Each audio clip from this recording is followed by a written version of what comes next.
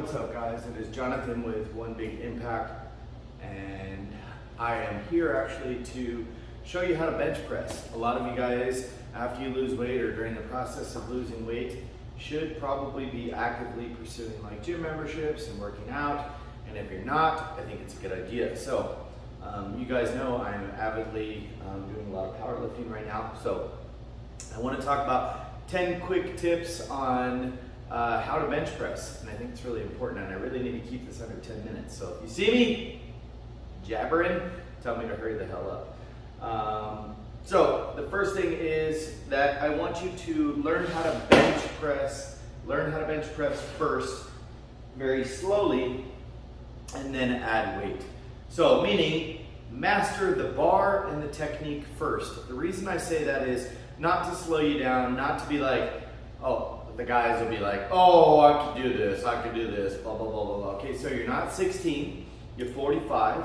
You may have done some stuff in college or high school or something like that. That does not mean you're the same person. That does not mean you remember the things. That does not even mean that you learned the things to do the right way. And maybe your body was really good at repairing itself then, but maybe not so much now. So make sure you be careful and stay injury-free. Bench press can be a very good exercise, but also a very dangerous exercise as far as like your shoulders are concerned and stuff like that. So make sure that you do learn how to master the bar first. The first thing I'm going to do is raise this up to my height, and I'll talk about that in a few minutes. But the other main reason I say to learn how to bench press first rather than adding weight is because for the simple fact that if you add a bunch of weight and you don't have your technique down, you really are just going to find yourself in a position to where you hit a huge roadblock way before you actually needed to. So, for instance, recently I had a client that could barely bench the bar. We even went less than the bar. We did like an easy bar, curl bar, which is like 17 pounds, and worked up from there. I didn't add any weight, and you know, we got our technique a lot better, worked with like different equipment and stuff like that, and she did like a 75-pound bench. Now at 120 pounds body weight, that's pretty damn good, randomly. Otherwise, we could have just been floating around and adding weight for no reason. First thing, the second thing is going to be hand placement, and I'm trying to keep an eye on that. I think we're already 3 minutes in. Are we really 3 minutes in? Holy crap. The next thing is going to be hand placement. The best way to figure out hand placement for a bench press in my mind is for you and your body is going to be able to do a push-up, okay? So I'm going to come do a push-up, all right? So I'm going to keep my hands right there, and I'm going to look at the bench, and that's usually somewhere around where I'm going to bench. Now, the reason I say that is because a lot of people, especially women, don't have the upper body strength or the tricep strength or whatever, so a lot of the times they will do a super wide push-up like this.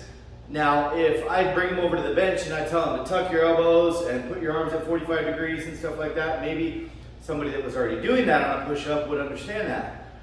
But if that's not how they do a push-up, then I think what people don't understand is a bench press is literally just a push-up on your back. Like, that's all it is. You're basically pushing the bench up in the air, if that makes sense. And the bar being the ground. So you have to think of it in a simplified form just in the beginning. I'm not saying that's going to be something that you stick with, but when you initially come over the bar, by the way, my stomach is sore. I'm not just over-exaggerating, I promise. I'm nursing something from the accident right now. So I'm going to come over to the bench. You're going to put your hands where I know where my placement is. It is a little bit different. You're going to put your hands on the bar and kind of feel what feels right. If you go too narrow, like this, you're going to put a lot of triceps in. If you go too wide, it's going to be all chest.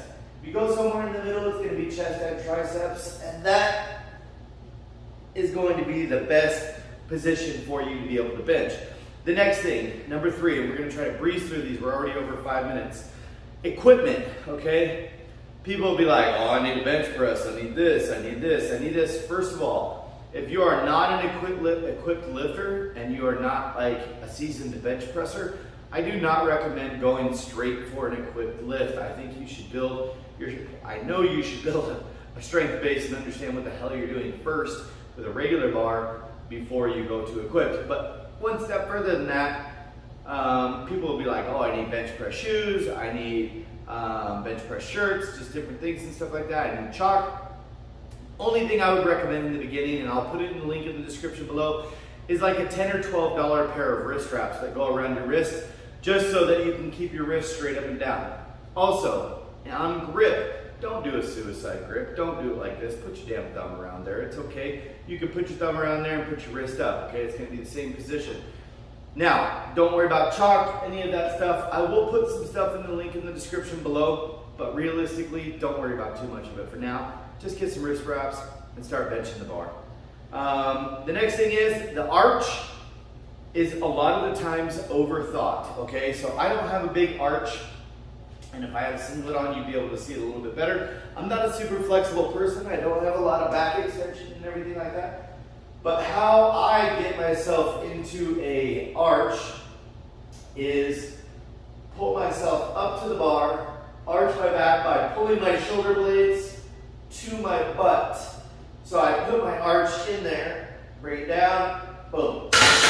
Now, what the arch is, so that you don't overthink what an arch is, all it's doing is 2 things. It's putting your shoulder capsule in a safer position, but also the other thing, and probably I guess the more important thing for the load of the bench, it's actually putting you in a decline position. Meaning your chest is up higher like that because you're going to be stronger in the decline position on a bench press. So that's why people do the arch. Now, don't exaggerate it, understand what you're doing, and we can go further into it if you have questions. But pulling your butt to your shoulder blades is pretty much the easiest cue that I've noticed to be able to get that arch and get tight in your back. The other cue that I didn't think about real quick, that I didn't put on my little board here, is to pull your shoulder blades back. So when I pull my shoulder blades back, I pull them back like this. Remember, I do not undo them to bring the bar off. Now, the next one, I'm just briefly touching on these. We're at 8 minutes, I gotta get moving. Feet, okay? Your feet need to be firmly planted on the ground. If it's USAPL, you gotta be flat. If it's USPA, maybe you could be on the balls of your foot. I don't know other federations. If you are short and you have short legs, you can use something like a mat or something like that to be able to bring your feet up. If it's a struggle to get down to the ground, you need to be able to raise your feet up. Most federations will bring in some kind of blocks or something like that to be able to help you. I will talk about leg drive in a separate video if any of you guys are more advanced or anything like that, but I think for the most part, it's not going to be necessary. Eyes under the bar and your rack height, okay? So eyes under the bar. The reason I say that, eyes under the bar, is because if you are way out here, think about the distance that I have to bring that 300 pounds. What is that, 12, 14 inches? I tell everybody start here, boom, right there. I got like an inch or 2 that I have to go. Rack height. If my rack is down here, remember, I am benching before I'm benching, so that's just stupid. So instead of doing that, what you're going to do is get it just where you just barely have to lift it to get it out. You don't want it so high where you have to unrack your back and leave or lose your tightness to be able to do that. So that's the way to do that. The next thing, safeties, okay? What are we at, 8.5 minutes, 9.5 minutes? We're gonna have to cut this freaking video. Damn it, boy. We're gonna have video 2 in just a second. Okay, part 2, I'm sorry. I was hoping I was gonna be able to get that in a second one. Well, at least now I won't be so rushed. This, by the way, just for shits and giggles, this right here helps me get my back tight, meaning I don't have like an expensive, what the hell do they call them, like sticky pad or whatever, a fat pad.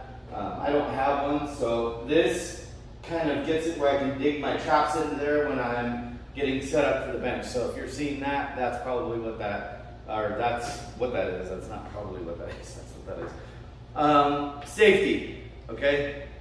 Safety, spotting, and lifting alone, all right? People give me shit about this all the time, I'm not even gonna lie. Somebody asked me the other day, who's your spotter? Who's spotting you? And I said, boo. And it wasn't like a delirious comment, it was just like, you know, I think the most important thing is that you do take safety into consideration. It's not, I usually don't pull weights that I don't know I can get. I've had some mishaps, and I think the more you do anything, the more chances you do have to get injured, knock on wood. And I hope all of you guys stay injury free, but realize like, it's like the more you drive a car, it's like the more you go to work, it's like the more you do anything, the more chances you do have of having something go wrong. So as long as you cover your bases, like things like if you're pulling a PR that might be a stretch as you get stronger and stuff like that, it's really important to at least, at the very minimum, do it when somebody else is around, whether it's in like a public gym or something like that. I'm in a very private setting here, so if I were to pull a PR and stuff like that without somebody here, it wouldn't be the most intelligent thing. Now, I'm not saying do this, now I'm not your trainer, I'm not doing this, but I do have face savers on my bench, and this is why I got them. The reason I got face savers is because sometimes I do lift alone, and I put them at the proper height. How to use face savers, and I don't know if these are at my height, I don't think that is. I think it needs to go higher. How to use face savers, okay? Face savers is not necessarily something that you would use for yourself, but it's something that they use in competition to be able to make sure that you basically don't hurt yourself. So, how you do it is you set up for the bench, okay? Bring the bar out, drop it down to your chest, roll it down to your neck. As you can see, when it hits my neck, I'm in trouble because I can't pull my head out, okay? So, you bring it back up. Obviously, when it's an empty bar, bring it back up. I'm going to bring this up. I think I'm a 3. Bring this up to a 3. And then I'm going to try it again. Make sure you crank these down. I do not have like some bougie bench press. I do want to get the road rack, by the way. If you want to donate to that, feel free.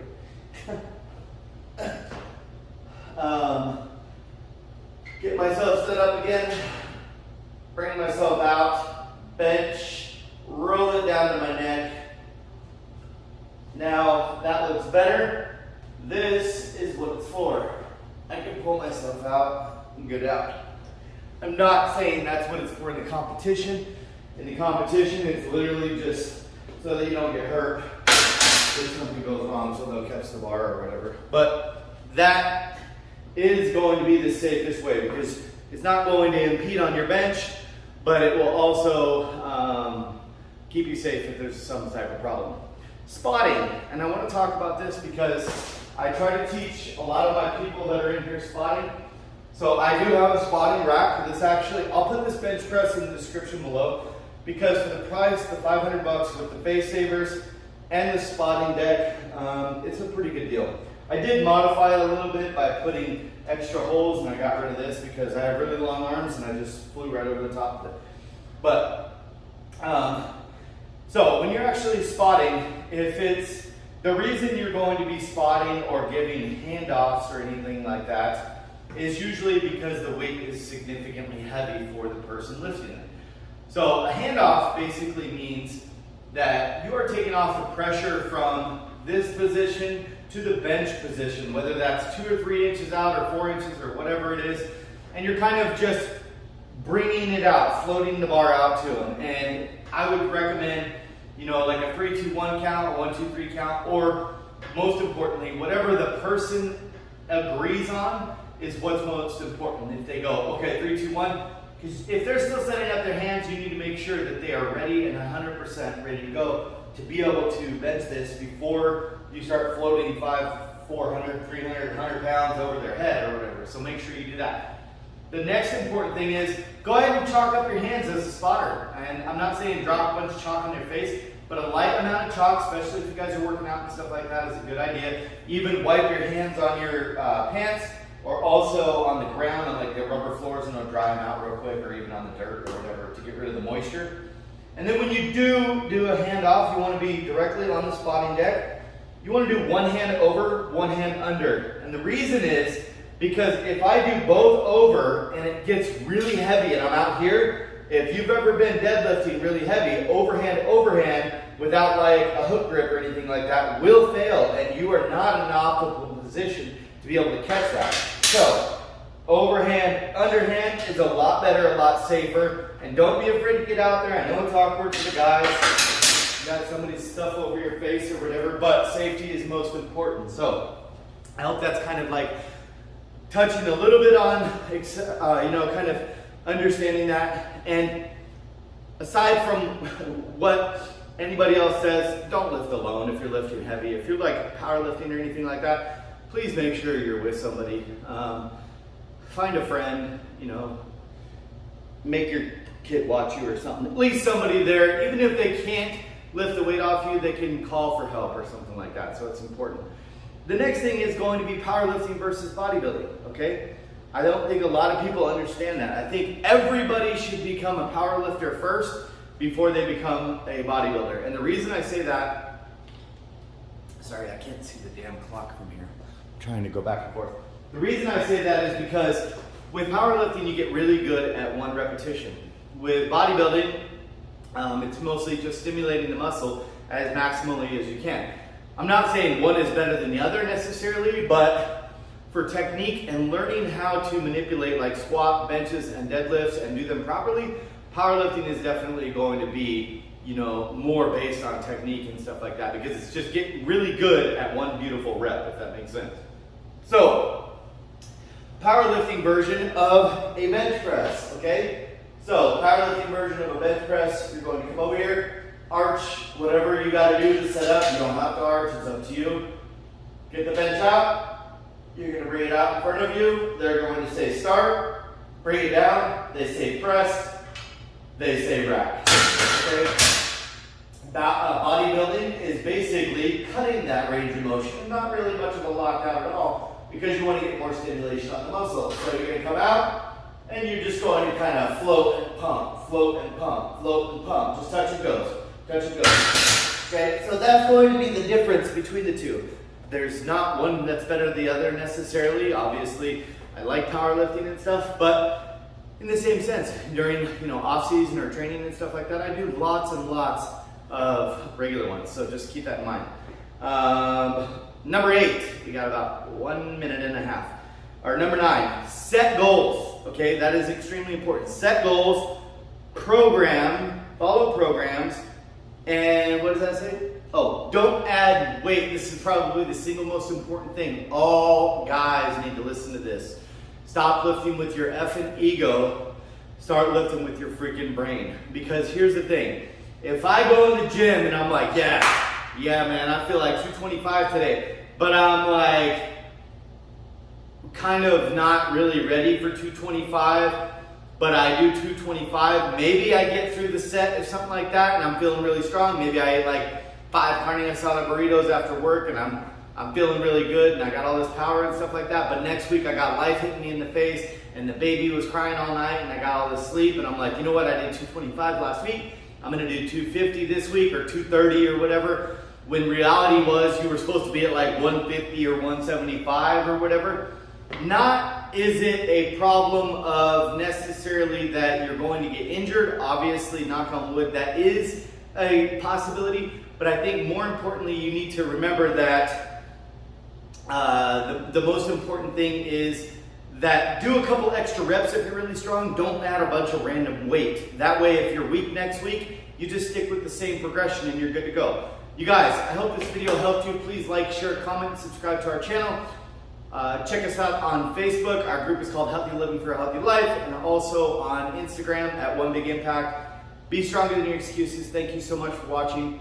Again, be safe, lift with others, and do not ever, ever, ever use drugs. Have a good day, guys. Bye.